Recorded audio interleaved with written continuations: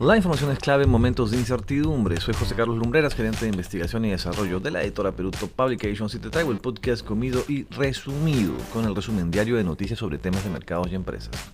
Si quieres recibir este podcast gratuitamente cada mañana en tu WhatsApp, envíanos un mensaje al número 949-376-201 indicando Podcast PTP para sumarte a nuestra lista de difusión.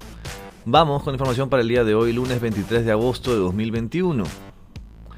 Este sábado me invitaron a participar de un programa en el canal de YouTube de Noticias del Perú para hablar de algún tema sobre la economía de cara al Bicentenario, por lo que elegí hablar, a grosso modo, del panorama actual de las empresas peruanas, es decir, cómo llegan las empresas peruanas al Bicentenario.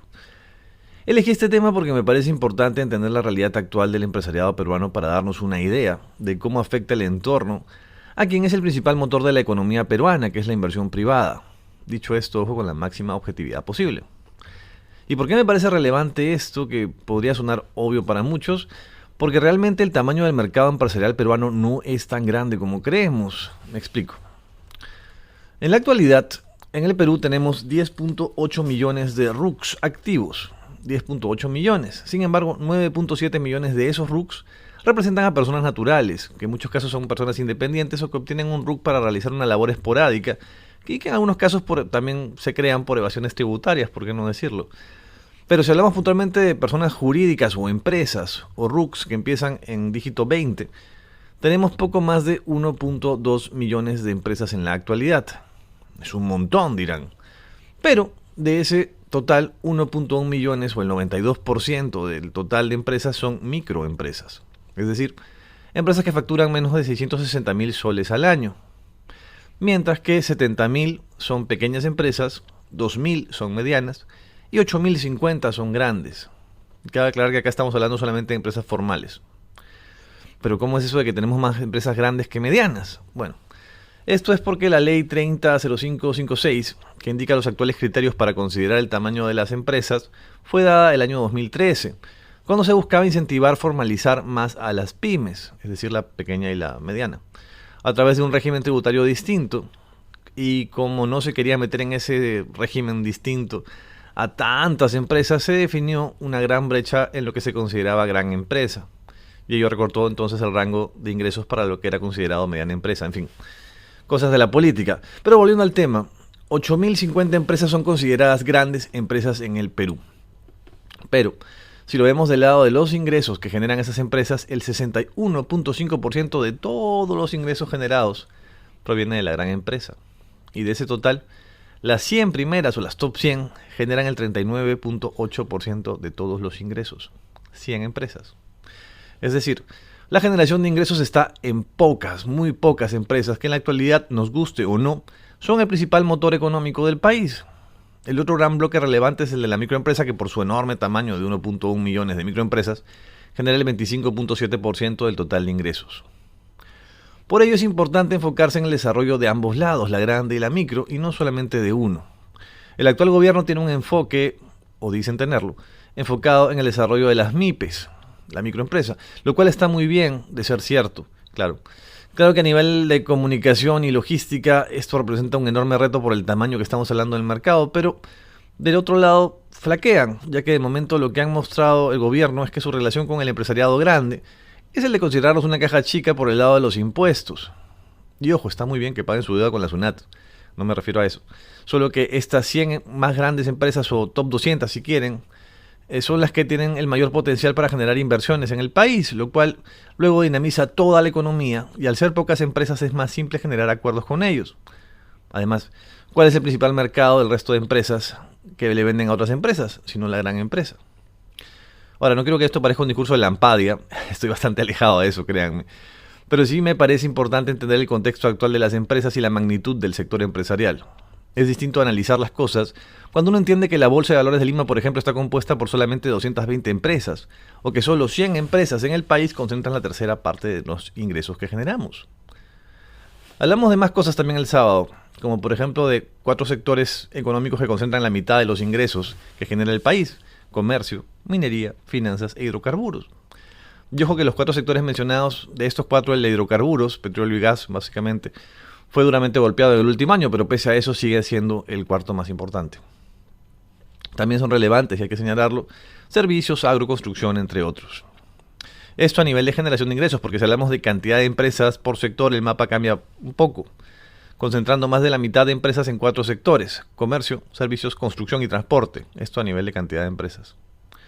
Por otro lado, si hablamos de lo evidente, el centralismo limeño malamente marca nuestras vidas, y el 80% de la gran empresa se concentra en Lima y Callao, por temas como el acceso a servicios, la infraestructura, la cercanía, mayor cantidad de personal especializado, entre otros temas que venimos arrastrando y arrastrando por décadas y décadas y décadas, desde que se comenzó a formar la estructura actual del empresariado peruano, allá por fines de la Guerra del Pacífico. Aquí cito nomás. Otros datos importantes a tener en cuenta al hablar de las empresas peruanas, más puntualmente de la gran empresa peruana. El 77% de las ventas de la gran empresa están dirigidos al mercado privado local, es decir, no son ni exportaciones ni ventas al gobierno. 77% es el mercado privado local, por eso también es importante que crezca el consumo interno.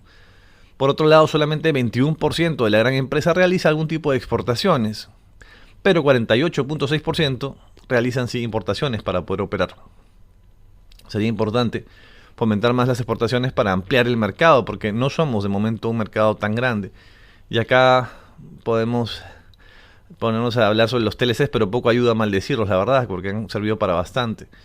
En todo caso, es importante igual fomentar la exportación para que el mercado actual de las empresas pueda crecer y sean empresas más grandes y contraten más gente, y etcétera, etcétera, etcétera. Otro dato interesante es que si bien solamente 25% de la gran empresa fue proveedor del Estado en el último año, es decir, le facturó algo al gobierno el año 2020, el 45% del total que se vendió al Estado en el año 2020, el año pasado, unos 27.900 millones de soles, fueron vendidos por la gran empresa. Es decir, solo 25% de la gran empresa le vende al Estado, pero 45% del total que le vende alguna empresa al Estado proviene de la gran empresa. Ojo que acá hablamos de bienes y servicios, es decir, puede tratarse o de alimentos, por ejemplo, o de obras de construcción. Está todo metido en este paquete. Resumiendo, todavía en nuestro país el poder está muy concentrado, pero no es solo apoyando a la MIPE y alejándose de la gran empresa que se va a lograr una desconcentración. Al contrario, de esa manera va a perderse una parte importante del mercado al que le vende de manera directa o indirecta la MIPE. A lo que debería aspirarse es que a la micro pase a ser una pequeña empresa, la pequeña pase a ser una mediana una grande y la grande cada vez más grande. Pero esto son solo precisiones generales para entender un poco el contexto actual de las empresas, que lo que busca es acercarlos a data real y exclusiva, por qué no decirlo, para que ustedes puedan hacer sus propias conjeturas y proyecciones. En la descripción de este episodio les pongo igual el enlace a la presentación del día sábado, por si quieren ver estos datos, pero de manera gráfica y un poquito más expandidos. Vamos con noticias sectoriales. En agro, la empresa Damper enfocará sus inversiones en cultivos que le generen mayor rentabilidad ahora, como por ejemplo arándanos y paltas, esto como parte de los cambios que le ha generado la nueva ley agraria, que le ha aumentado costos. Con ello, Damper proyecta crecer este año 20% y facturar $255 millones. En minería, de acuerdo con Bloomberg, Southern Peru estaría muy cerca de firmar un nuevo acuerdo social con las comunidades aledañas a su proyecto Michiquillay, y la empresa se mantiene igual a la espera de las prioridades políticas que anunciaría el premier Guido Bellido en su presentación esta semana frente al Congreso. La actual cartera de proyectos de Southern en el país es de $8.000 millones, que tiene por objetivo ampliar su capacidad productiva a 1.8 millones de toneladas de cobre al año 2030, pero ojo, dentro de estos proyectos se está incluyendo aún la posibilidad de desarrollar Tía María. En infraestructura, según lo señalado por Iván Merino, el ministro de Energía y Minas, ya estaría lista la iniciativa para construir un tren en el sur que transporte mineral. Ese proyecto no se realizaría al parecer mediante un tipo de asociación público-privada. Claro que la cosa es cómo financiarlo. Y además, ¿cuándo saldría? ¿Cuándo estaría listo? Porque solo se habla que se daría a largo plazo. En una entrevista hoy en el diario Gestión, el ministro Merino señala lo siguiente, abro comillas: hemos conversado con las empresas que están interesadas. La cosa es ver la forma del financiamiento, pero todos tienen que mojarse porque se les va a beneficiar. Cierro comillas. A mojarse. Además, indicó otra cosa el ministro, abro comillas nuevamente: un proyecto de largo plazo aquí para que empiece a funcionar es de 10 años a más. Si es que acortamos los procedimientos, podríamos hacerlo en 5 o 4 años, sería un gol. Nunca en el Perú ha pasado eso. Cierro comillas. Entonces, ministro, ¿hay proyecto o esto es pura bulla? En retail, la chilena SMU expande sus operaciones en Piura con un nuevo local de la marca Maxiahorro y espera abrir 3 locales más en lo que queda del año para llegar a 22 en todo el país. Su plan de expansión anual es de unos $3 millones en la apertura de 5 locales por año. En temas aparte, el ministro de Salud ha señalado que la próxima semana se anunciarán las nuevas medidas sanitarias del gobierno de cara a la lucha contra el COVID. El plazo de las actuales vence esta semana, pero se empleará por 5 días más a la espera de las nuevas. El tipo de cambio interbancario empieza la semana en 4.113 soles, superando el récord que esperaba el BCR, mientras que el tipo de cambio paralelo empieza en 4.117 soles y el euro en 4.794. Al momento de grabar este podcast, el Bitcoin despuntaba nuevamente y se encontraba cotizando en $50.219.5. En otras cotizaciones, el cobre se encuentra en $4 con 150 milésimas por libra. El precio del oro subió a $1.787.8 por onza y la plata subió a $23.41 por onza. El petróleo también subió y se encuentra en $67.64 por barril.